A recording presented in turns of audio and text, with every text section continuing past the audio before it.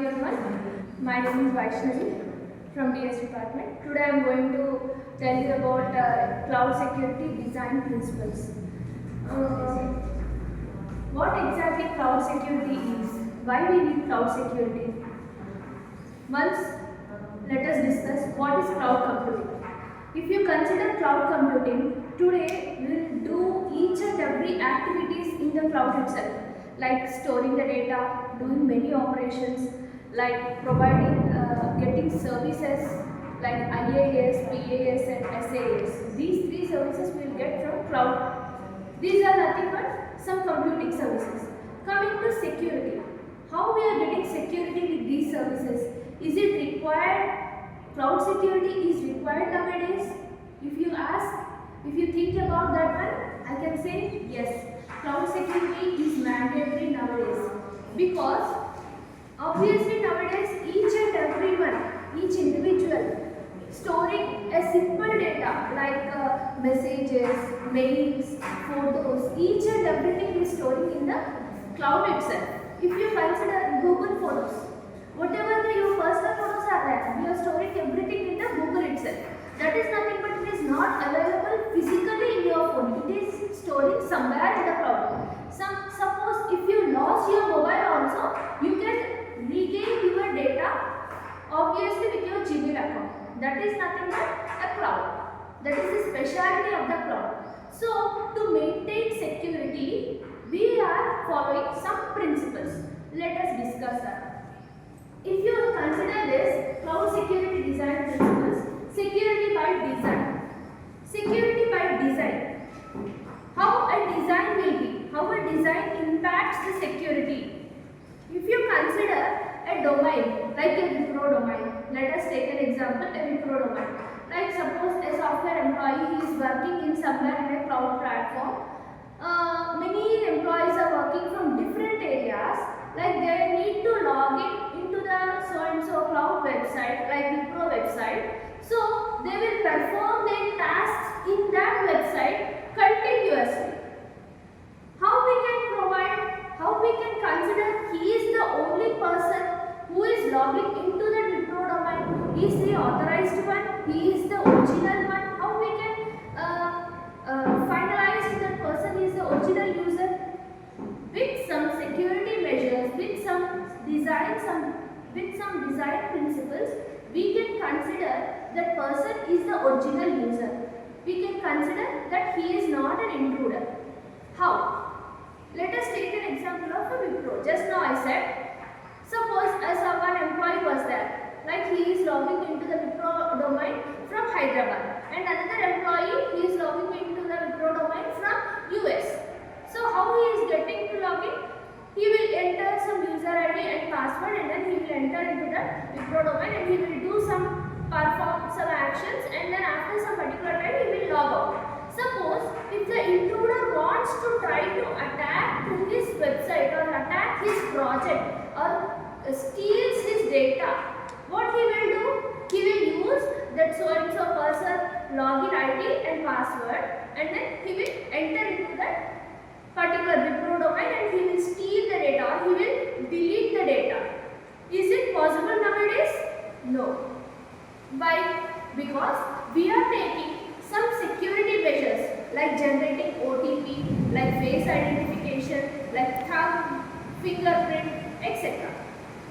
Here we are generating, generally I am taking some few measures like one OTP, which is valid only for 60 seconds. 60 seconds generated OTP. With that 60 seconds generated OTP, that particular original user is going to log into the Wipro domain. Then he can perform his actions continuously, and then he will go and he will exit.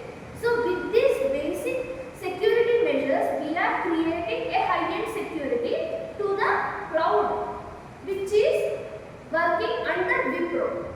Understood? Next, zero trust architecture. What do you mean by zero trust architecture? See, many persons are logging into the cloud with their particular user ID and password.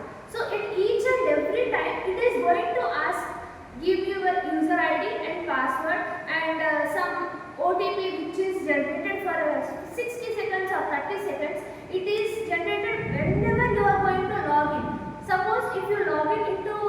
particular so and so website for 60 seconds. Then after due to some personal issue you went out somewhere else, and then again if you want to re-log into that particular website, what you will do? Again you will enter your user ID and password. If the intruder knows your user ID and password, what he will do? He will automatically log into your website. So he can easily access or he can easily steal your data. To avoid that, what you will do? We will put a method like zero trust architecture, and each and every time after 60 seconds you need to give your login credentials. That is nothing but zero trust architecture. So no user is going to be trusted. Of course you may log into that particular website before 30 seconds only. Still you need to re-log into that website without any considerations or without any exceptions. Coming to third point, least privilege access. Of course you may be the original cloud user, you need to access the data from the cloud. You have all rights to enter or delete or edit the data, but still we put one rule like giving a least privilege access, like so and so person should log into his particular domain only for 5 times in a day. If you give or if you put such principle to that domain or to that rule, so we will avoid the intruders and we will avoid the data breaches too. Next, defense in depth. What do you mean by defense in depth? Defense in the sense we are defending the intruders. We are stopping the intruders in multi-layers level. How? Means in the initial stage, let us take an example, our college itself. What you will do? We will stop avoiding the outsiders to enter into the college. How we will identify? We will identify whether the person is wearing the proper original ID card or not. That is the first level of security. Where in the starting stage only he is going to filter out the outsiders. Coming to the next level. After entering into the campus, what we will do? We will enter into a particular block. There we are going to filter. Who will filter? So and so particular our college lecturers, they are going to filter you. To which section you belongs to which floor that you enter. They will ask you to which section you belong. So you need to go to that section. That is the second level of filter. Coming to third level of filter. How they will filter you? Obviously the students are going to enter their particular sections or their particular classrooms. If any outsider other than the regular students are attending in the classroom, obviously the professor who is standing, he will filter out what is your name, why you are in this class. That is the third level of filter. Right? In this various levels, we are filtering the students from the outsiders to avoid the entry into the original domain. Nothing but if you compare this campus with our cloud data, we will avoid the intruders in the starting stage itself. We will avoid him in the starting stage itself. Like if he, of course, if he may give the original ID and password, but still one OTP is going to send to his particular email ID.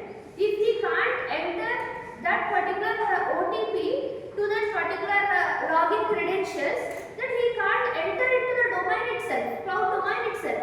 In this way, we can avoid the intruders to access the data, and we avoid the data breaches too. Next, secure API design. Coming to secure API design, API is nothing but application program interface. Here, a design itself, in the sense we are creating some infrastructure in front of the cloud before entering, like a cloud user before entering into the cloud domain,